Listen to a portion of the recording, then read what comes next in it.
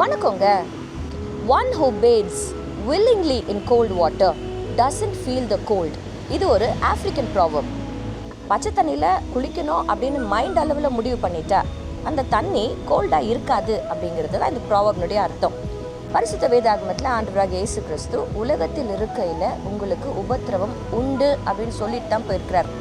இந்த போராட்டம் நமக்கு மாம்சத்தோடும் இரத்தத்தோடும் அல்ல. அதாவது it's not against flush and blood.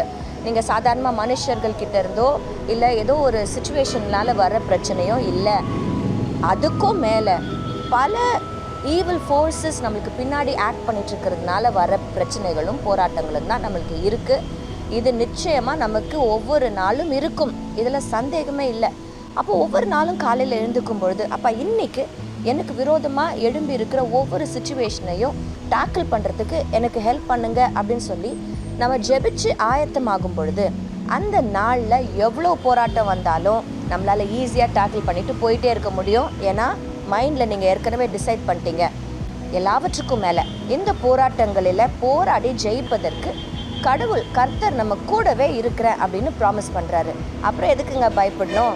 இன்றைக்கி பிரச்சனை போராட்டம் ஏன் எனக்கு இருக்குது அப்படின்லாம் கேள்வி கேட்காதீங்க. கண்டிப்பாக இருக்கும். அதை ஒவ்வொரு நாளும் மேற்கொண்டு ஜெயிக்க போகிறோம்.